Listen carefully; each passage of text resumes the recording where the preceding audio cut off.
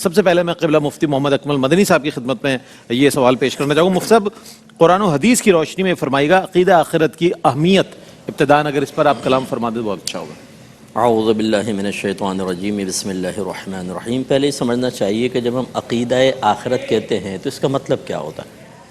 اس کو میں یہاں سے سٹارٹ کروں گا کہ جیسے آخر جب قرب قیامت کا وقت آئے گا بالکل قریب، تو حضرت امام مہدی رضی اللہ تعالیٰ عنہ کا ظہور ہوگا اور حضرت عیسیٰ علیہ السلام آسمان سے نزول فرمائیں گے. پھر دجال ختم ہوگا، یاجوج ماجوج سے جہاد ہوگا، اور پھر ہر ایک سے کفار سے جہاد ہوگا، حتیٰ کہ روئے زمین پر کوئی بھی کافر باقی نہیں رہے گا، مکمل مسلمان ہی مسلمان ہوں گے. پھر ان دو نفوس قدسیہ کا وصال ہوگا، تو پھر آہستہ آہستہ وہی خرابیاں دوبارہ پیدا ہوں گی، حتیٰ کہ ایک وقت ایسا آئے گا کہ ایک بھی مسلمان روئے زمین پر نہیں رہے گا، اللہ، سب کافر و مشرک ہو جائیں گے. اور پھر جب سب کافر و مشرک ہو جائیں گے تو 40 سال تک کسی کے ہاں بچہ پیدا نہیں ہوگا. پھر حضرت اسرافیل علیہ السلام، یہ ہمارے عقیدہ آخرت کی ایک بنیادی چیز ہے کہ وہ سور پھونکیں گے، ایک سینگ سا اس میں پھونک ماریں گے تو سب کے سب ہلاک ہو جائیں گے. اس کا مطلب ہے قیامت کفار پہ قائم ہوگی، مسلمانوں پر نہیں. پھر 40 سال کا وقفہ ہوگا، اس میں سے ایک دن یا ایک سال کتنے عرصے کا یہ اللہ ہی بہتر جانتا ہے. دوبارہ سور پھونکیں گے تو سب کے سب اڑ جائیں گے، زندہ ہو جائیں گے دوبارہ. تو اس کا مطلب ہے کہ ہماری موت جو ہے وہ اختتام نہیں ہے، بلکہ وہ تو حقیقی اور دائمی زندگی کا ایک آغاز ہے، حیات بعد الممات. تو اب سب اٹھ کر اللہ تعالیٰ کی بارگاہ میں پہنچیں گے. وہاں پر پھر حساب و کتاب ہوگا ہمارا. پھر اللہ تعالیٰ جس کو چاہے گا جنت میں، جس کو چاہے گا دوزخ میں، اعمال کے اعتبار سے اور اپنے فضل و کرم کے اعتبار سے کسی کو عدل سے جہنم میں ڈال دے گا. اور پل صراط ہوگا، وہاں پر حوض کوثر ہوگا، حساب و کتاب لیا جائے گا. اسی طرح جب ہم مرتے ہیں تو پھر قبر کی ایک زندگی ہے جس کو عالم برزخ کہتے ہیں. برزخ رکاوٹ کو کہتے ہیں. زندگی ہم جب مرتے ہیں اور قیامت، اس کے درمیان چونکہ ایک زمانہ رکاوٹ بن جاتا ہے، نہ جانے کب. جی ہاں، تو اسے کہتے ہیں، اسی وجہ سے اس کو عالم برزخ کہا جاتا ہے. یہ تو ہے عقیدہ آخرت بنیادی. اب اس کی اہمیت کیا ہے وہ کئی اعتبار سے ہے. کہ ایک تو ذکر کے اعتبار سے آپ دیکھیں کہ جب نبی کریم صلی اللہ علیہ وسلم نے اعلان نبوت فرمایا تو تقریباً 13 سالہ مکی زندگی میں تسلسل سے جو آیات نازل ہوئیں اس میں توحید اور آخرت، دو چیزوں پہ بہت زیادہ کلام ہوا. کیونکہ یہی عقیدے کی تطہیر مقصود تھی، یہ بنیاد تھی، بیس تھی. اس کے بعد پھر 10 سالہ مدنی زندگی میں احکام شرعی عملیہ کا بہت زیادہ نزول ہوا ہے. اس کے بعد دوسری اس کی اہمیت آپ اس اعتبار سے دیکھیں کہ جو اللہ تعالیٰ نے جو عقیدہ آخرت رکھتے ہیں ان کی مدح فرمائی. جیسے متقین شروع میں فرمایا وبالآخرۃ ھم یوقنون، ان کی ایک صفات بیان فرمائے کہ وہ آخرت پر یقین رکھتے ہیں. اور جنہوں نے عقیدہ آخرت کا انکار کیا ان کے لیے جہنم کی وعیدیں اور سخت معاملات، اور وہ کافر ہوں گے. اس سے اس کی اہمیت پتہ چلتی ہے.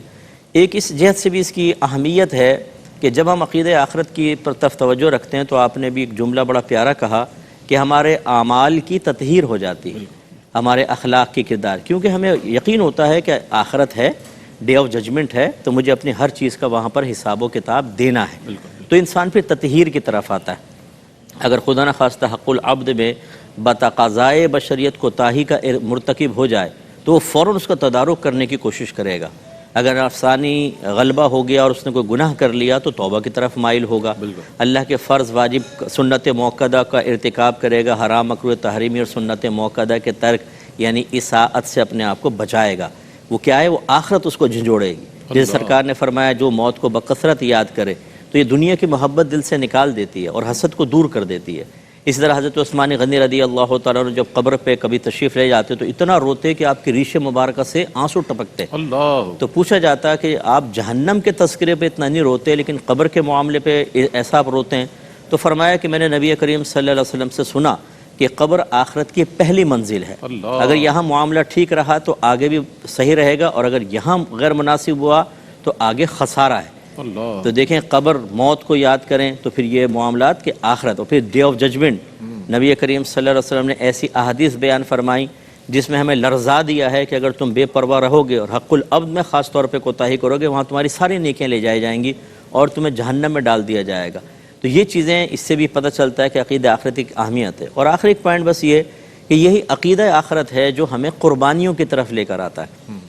مالی قربانی یعنی عبادات مالیہ جو ہیں ان میں خرچ کرتے ہیں، اور جانی قربانی کہ جب کبھی اسلام کو ضرورت ہوتی ہے تو مومن کے پاس جو ایک جذبہ شہادت ہے وہ اسے بہت بڑے بڑے کام کرنے کی طرف مائل کر دیتا ہے، اور وہ آخرت کا انعام ہی ہے نا جو اس کو ایک ڈھارس دیتا ہے، ایک ترغیب دیتا ہے۔ بالکل۔ ایک صحابی تھے، نئے نئے مسلمان ہوئے، ایک شخص، تو جہاد کا موقع آیا تو انہوں نے پوچھا یا رسول اللہ اگر میں شہید ہو جاتا ہوں میرے لیے کیا ہے؟ فرمایا تمہارے لیے جنت۔ ہائے ہائے تو ان کے ہاتھ میں کھجوریں تھیں، وہ بھی پھینک دیں، کہا کہ پھر اس کھانے میں بھی دیر کیوں کرو، ہائے ہائے، اور جا کے وہ شہید ہوئے۔ کیا بات! تو نبی کریم صلی اللہ علیہ وسلم نے فرمایا کہ اس نے بہت کم عمل کیا اور پایا بہت زیادہ، سبحان اللہ، سبحان یعنی اتنے اس کو جنت ملے گی، کیونکہ جو شہید کے خون کا پہلا قطرہ زمین پہ گرتے اللہ تعالیٰ اس کی بخشش و مغفرت فرما سبحان دیتا ہے۔ اللہ۔ تو خلاصہ کلام یہ ہے کہ ہر جہت سے دیکھیں عقیدہ آخرت کی ایک اہمیت ہے، لہٰذا میں اپنے خود ہمیں بھی اس کا تذکرہ بار بار کرنا چاہیے، اپنے گھر میں کرنا چاہیے، اپنے دوست احباب کے درمیان، اور جو علماء ہیں ان کے تقاریر کے اندر،